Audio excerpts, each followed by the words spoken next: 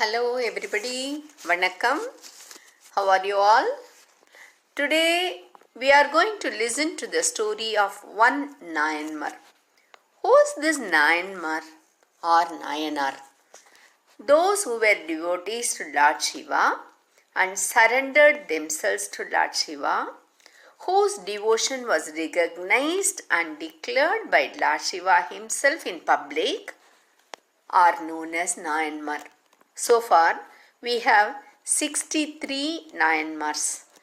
Lord Shiva would have come either directly or in dream or made some drama, a beautiful drama to make others respect them. Today, I am going to tell you the story of Poosalar Nayanar. This story of Poosalar I heard when I was young, and in your young age, whatever you learn will never go away from your heart. I love the story of this Nayanar and I am going to tell you now. This Poosalar lived in such a period where you people cannot imagine the lifestyle of those people. Just think, there is no electricity, no roads, no pakka houses, no skyscrapers, no factories, no IT companies, no cycles, no cars, no trains and no aeroplane. So can you imagine such a period? It is so scary to imagine such life now. But those days people lived only like that. Okay, then how did they survive? Who was their prime minister, chief minister to govern them and to take care of them? Yes, they were all farmers. Some would grow paddy, some would grow wheat, some would grow vegetables, some would grow fruits, and they all exchange themselves, and that is called barter system.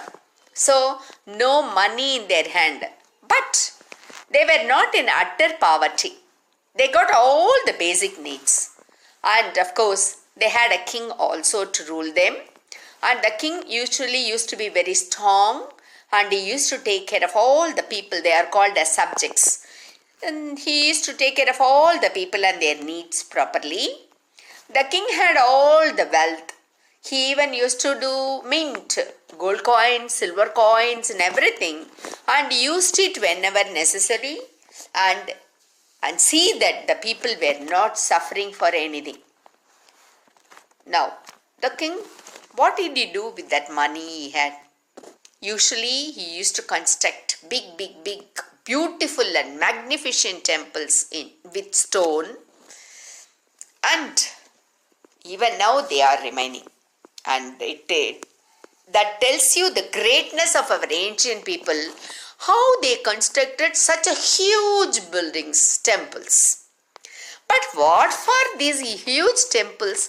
Why should a king construct such a big temples instead of constructing a pakka houses for his subjects? No, it was not like that those days. Those days, the temples, apart from worshipping, they were served as a school, godowns to keep the people's produce, shelter during the natural calamity like rain and storm, etc. So, people every day they go to temple to worship. Apart from that, they used to get all the necessary things also from the temple. During that time, this Poosalar lived in Tirunindravur. He was a staunch devotee of Lord Shiva and he used to go to temples, many Shiva temples to worship Lord Shiva. So, he was a quite simple man. He worked hard during the daytime. And at night he used to worship Lord Shiva and he used to pray so well. And then he used to have a peaceful sleep. But God wanted to make a very big play. So suddenly this Poosalar got a desire to construct a Shiva temple. This desire never allowed him to sleep also. He became so restless.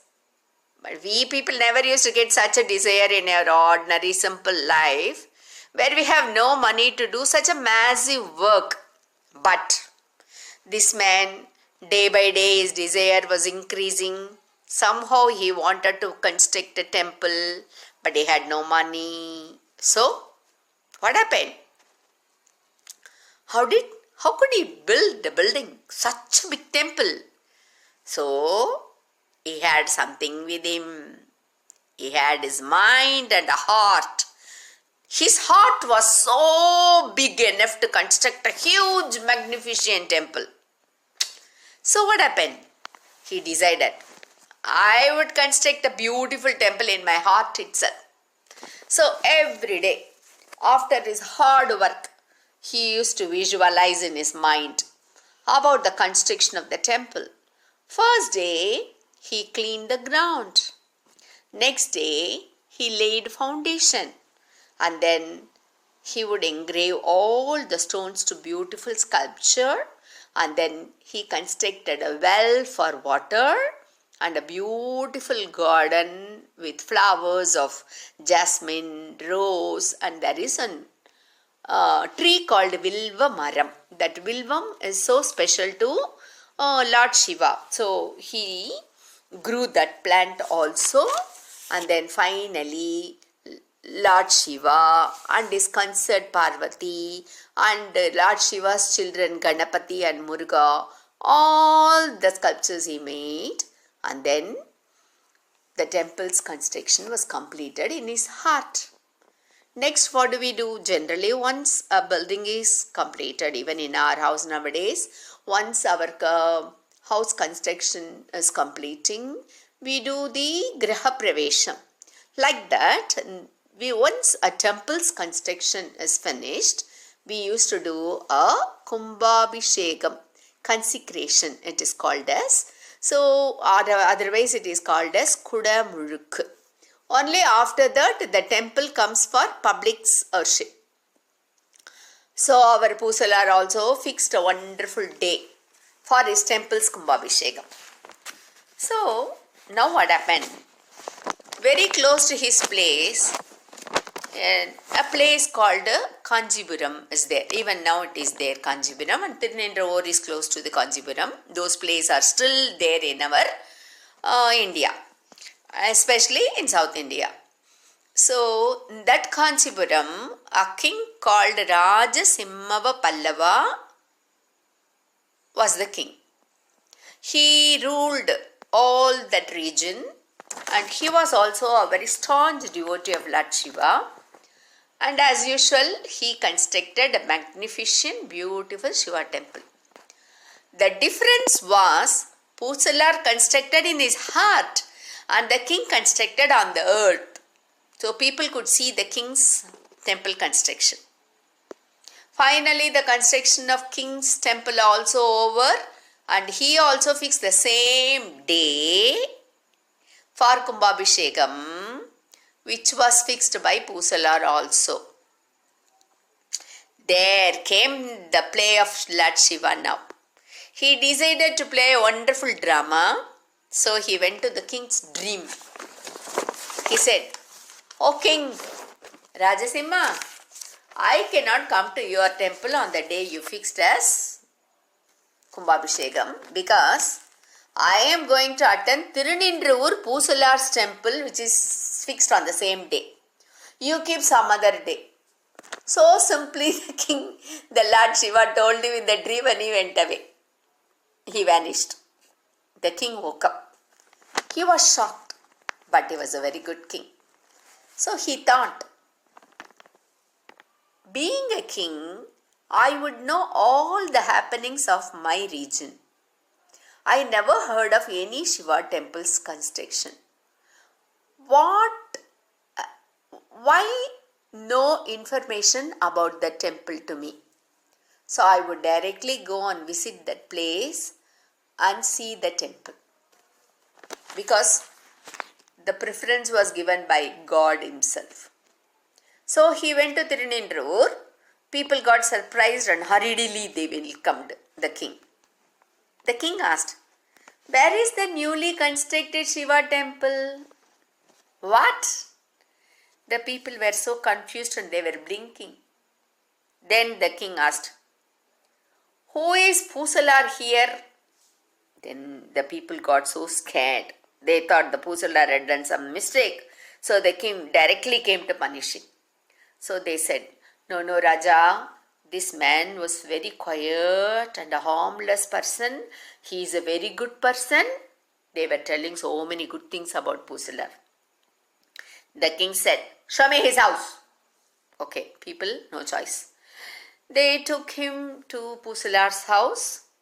Now the king saw the Poosalar, such a simple person who lived in a hut. The king was so confused. What is this? So the king asked, where is your temple? That Lord Shiva will attend your temple's function tomorrow.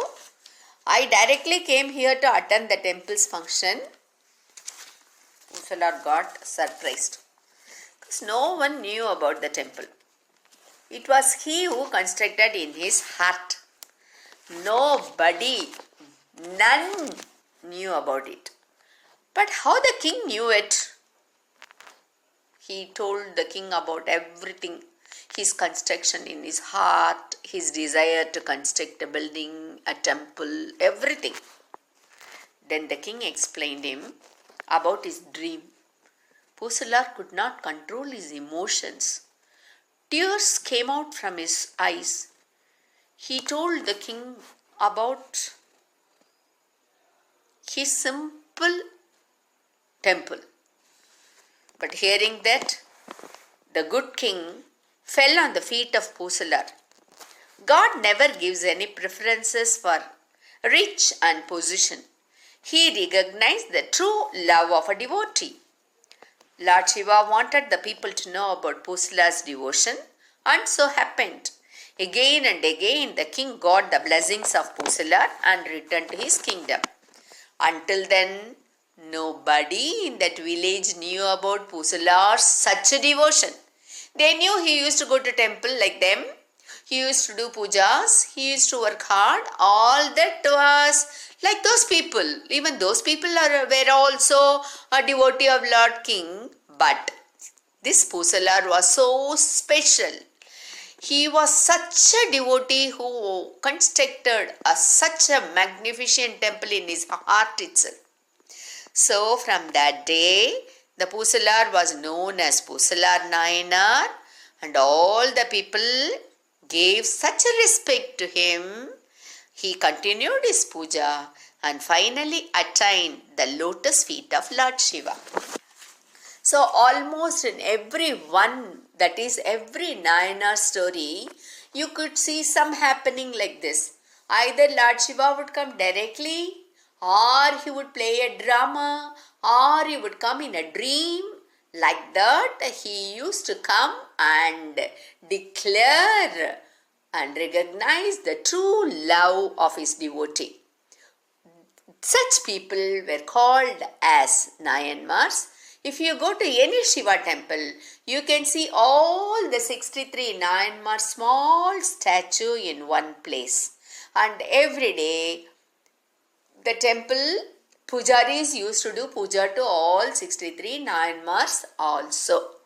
And in Mylapore, the Nayanmars festival is so famous even now.